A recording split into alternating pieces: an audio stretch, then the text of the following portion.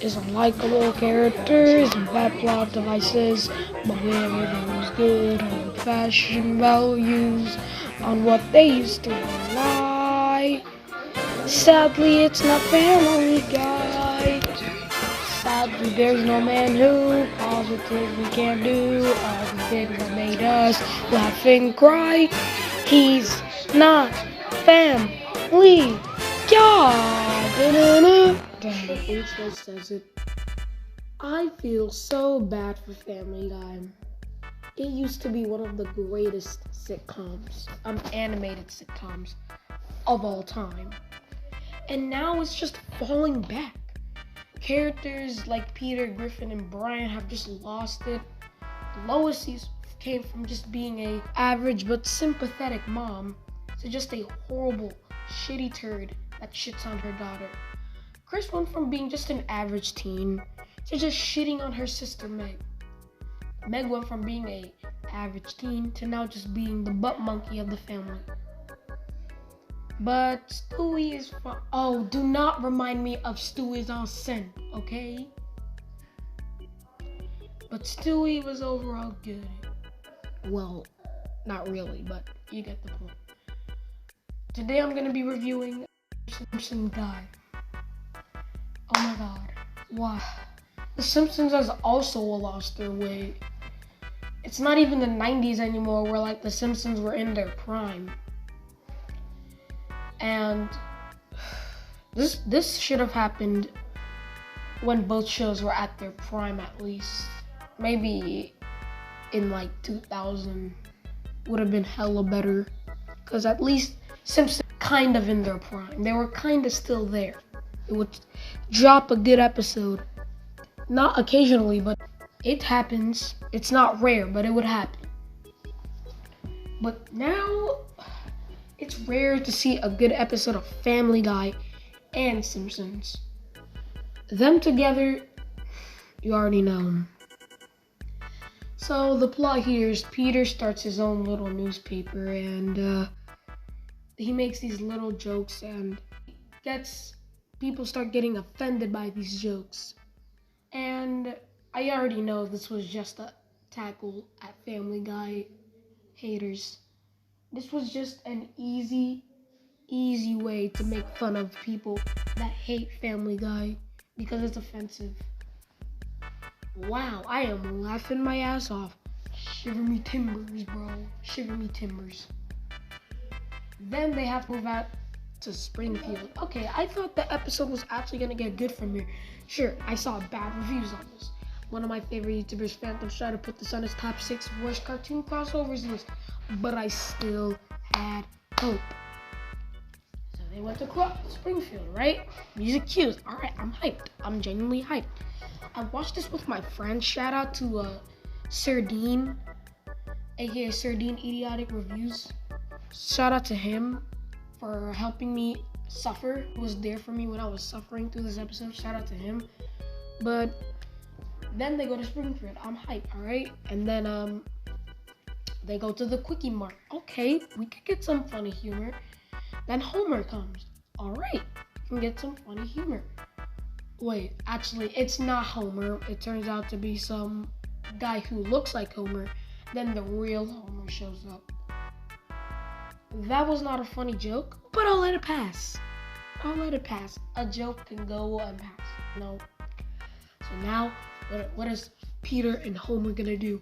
The ultimate beer drop. Oh man, imagine, bro.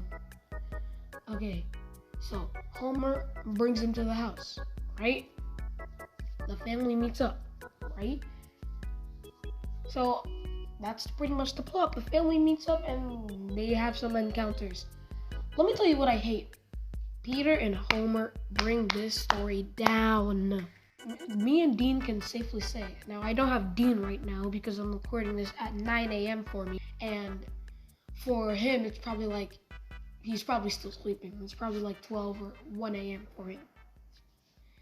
And yeah, we can safely say that the car washing scene was the worst scene. After that scene, throw me any scene at this point. I won't be scared. I won't be phased. It sucks. It's so disgusting. Hell, he was ready to bleach himself. That's how bad it was. But another thing I hate is Brian. But I think everybody knows Brian sucks at this point. Brian's a fraud. He tries to act all cool and all that shit, but he's not. He's just a shitty turd. Meg and Lisa could have been great, except Peter. Well, hell, they had a great moment where Lisa gave the saxophone to Meg until Peter just comes and drops it in the trash can. Lisa said, "You matter," but then Meg says, "You don't matter." And it's kind of fucked up because then Lisa, for like a mid of the episode, she gets pretty jealous of Meg because he's better. But then it's at the end of the plot where she gives the saxophone. Okay, I admit, one good thing. They're likable because that's not really what the story we want. Here, Stewie kidnapping him and using that gun. First of all, Nelson has been bullying him for like 17 years or something. So it's pretty well deserved if you ask me. But the family from Road to North Pole did not deserve it because they generally did nothing wrong. Unlike Nelson, who actually did something wrong to provoke Bart for like years for that. But, okay. Yeah, those are all the stuff I like. Enjoy it while you last. Also, I hate how Brian lost a dog. And then Brian tries to hide it. Brian, see, why did people feel sympathy for Brian when he died?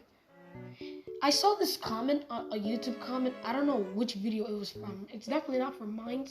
But a way to save Brian's death, have him kill him off for the rest of the season. Credit to that comment. I'm sorry, I just don't remember who it was.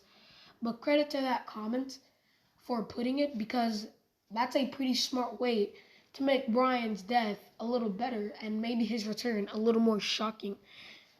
And make him a little bit more better. I mean, legit, they just brought him back 2 episodes after. It was LS Mark. It was his ranking every Family Guy episode from worst to best. I don't know.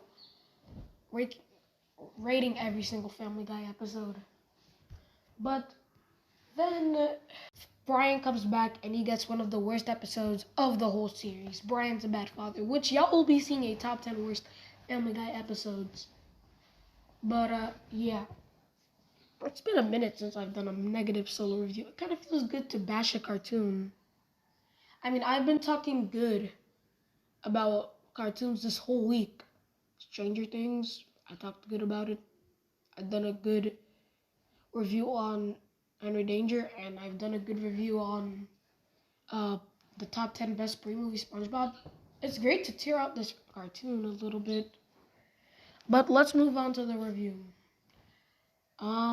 Finally, after they leave, they pretty much have this long ass brawl because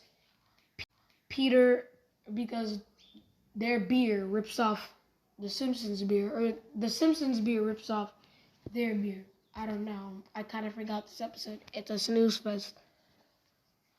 But the only reason why I kind of got intrigued was when Roger came in and started to say scenes like his pretty funny joke. We used to be in the same school together or something. That was pretty funny. It's a dragged out scene. This fight could have been like 2 minutes and ended the episode. And guess what? This episode is 42 minutes long. Yep, it's 42 minutes long. Wow. And every minute that passed, it only felt like a second pass. And that's not a good sign. That means it's very slow paced. 42 minutes? It did not feel like 42 minutes. Like when 10 minutes passed, I still felt like it was the 6-minute mark. That is not good.